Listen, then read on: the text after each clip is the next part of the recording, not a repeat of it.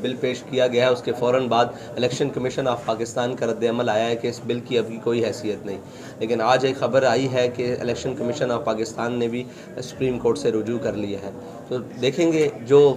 حالات ہوئے پھر اس کے مطابق آگے چلیں گے۔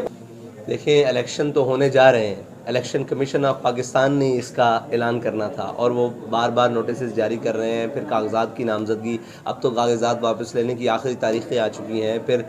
ٹکٹس اور نشان الاٹمنٹ کے دن آ چکے ہیں تقریباً 12-13، تو یہ آپ کے سامنے اب تو الیکشن، ہمیں تو یہی یقین ہے کہ الیکشن کی طرف جا رہے ہیں۔ اگر بار بار یہ سوال ہوتا ہے کہ الیکشن نہیں ہو رہے تو یہ کسی کے پاس کوئی ایسی خبر ہے یا ایسا اعلیٰ دین کا چراغ ہے کہ وہ رگڑے گا اور الیکشن نہیں ہوں گے۔ بہرحال ابھی تک تو جو منظر نامہ ہے اس کے مطابق انشاءاللہ الیکشن ہو رہے ہیں۔ ساری پارٹیاں جو ہے وہ 18 میں بھی نہیں ہوئے تھے، اگر آپ یہ کہیں کہ الیکشن تو ہوئے لیکن شفاف نہیں ہوئے، 2018 میں بھی نہیں ہوئے، RTS سسٹم بٹھایا گیا اور اس وقت بہت ساری دھاندلی کی گئی، بلکہ تحریک لبیک پاکستان کے ایک بہت بڑے ووٹ بینک کے اوپر ڈاکہ ڈالا گیا، سندھ کے اندر بھی، پھر کراچی کے اندر بھی، پھر پنجاب، پورے پاکستان کے اندر ہماری جو سیٹس بنتی تھیں وہ ہمیں نہیں دیا گیا، لیکن اس دفعہ انشاءاللہ RTS جتنا بھی بیٹھے گا ہم اسے کندھا دے کر اور زور دے کر اٹھا کر رکھیں گے۔ دیکھیں اگر کراچی کی عوام ہو یا سندھ کی عوام، وہ MQM کے منشور سے اور اس کے دستور سے اگر بھلا چکی ہیں، نسیان کر چکے ہیں، تو پھر تو شاید ہمیں نقصان ہوگا، اور اگر ان کو یہ یاد ہے کہ انہوں نے پچھلے جس ادوار میں حکومت میں گزارے یا حکومت کے ساتھ گزارے یا جیت کر یا جو کراچی کی عوام کا، سندھ کی عوام کا ایک ہی ہے صاحب، ذرا جو حال کیا ہے، اگر وہ ان کو یاد رہا تو انشاءاللہ پھر ہمیں فائدہ ہوگا۔ ملک میں عدم استحکام کی صورتحال، سیاسی عدم استحکام اور پہلی بات تو یہ ہے کہ ملک کے اندر اس وقت سب سے بڑا مسئلہ وہ سیاسی عدم استحکام ہے، اس سے بھی بڑا مسئلہ ہماری معاشی پالیسی ہیں اور غریب کے لیے جو 2 وقت کی روٹی ناپید کر دی گئی ہے۔ اس کے بعد تبدیلی کے نعرے پر چلنے والی حکومت نے جو اس ملک کا حال کیا، پھر اس کے بعد ایک PDM کی حکومت نے جو اس قوم کا حال کیا، مہنگائی کے اندر ہر چیز کی قیمتیں دگنی کر دیں، اس کے لیے ہمارے پاس یہی ہے کہ قوم کے وسائل قوم کے اوپر خرچ کیے جائیں۔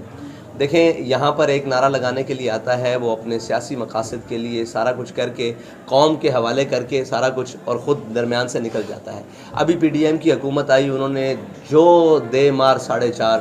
جو آپ نے سندھ میں بھی حالات دیکھے، کوئی پوچھنے والا نہیں تھا، وفاق میں سیٹنگ ہو چکی تھی، اور اس کے بعد تو اہلیان سندھ کے ساتھ جو کھیل کھیلا گیا ہے آپ کے سامنے ہی تھا، سیلاب آیا ہے،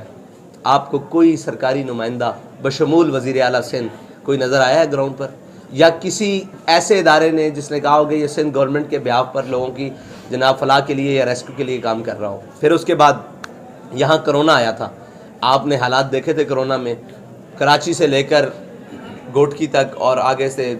ڈیر کی تک، یہ پوری پٹی پر اور سارا بشمول پورا سندھ آپ نے دیکھا، وہاں انہوں نے کیا کیا، سب نے اپنی جیبیں بھری اور اپنے اپنے گھروں میں اور مقید ہو کے رہ گئے، اور قوم کے پاس کوئی نہیں آیا، نہ پوچھنے کے لیے آیا ٹھیلا باندھ سے، نہ ریڈی باندھ سے۔ پھر میں میڑ تک آیا تھا، اندر تک سندھ میں، اندر اوسطا محمد تک سارا گیا تھا، میں نے صرف ان سے جا کر اتنا پوچھا کہ بھائی ہم تو ہیں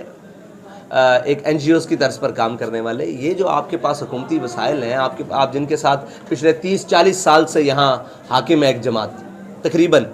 کچھ بیچ میں سے عرصہ اوپر نیچے ہوا ہوگا، 30-40 سال سے مسلسل رقم، تو آپ کے پاس کوئی ان کا نمائندہ، ضروری نہیں کہ وزیر اعلیٰ صاحب، کوئی ان کا نمائندہ، کوئی گورنمنٹ کا نمائندہ، کسی ادارے کا نمائندہ، انہوں نے کہا جی ہمیں تو آج تک پوچھنے ہی کوئی نہیں آیا کہ ہم کس حال میں بیٹھے ہیں۔ تو میں نے کہا یہ آپ کے پاس جو ہے، انہوں نے کہا یہ مقامی فلاحی تنظیمیں ہیں جو، اور نام کیا ہے، آپ پہنچے ہیں اور باقی جو تنظیمیں پہنچی ہیں، تو تنظیمات نے کام اچھا کیا بنسبت گورنمنٹ کے، تو حق ان کو ہونا چاہیے، جو کام بغیر گورنمنٹ کے اچھا کر رہے ہیں کہ ان کو ہونا چاہیے۔ اور پھر آپ نے معاشی پالیسیاں کی ہیں۔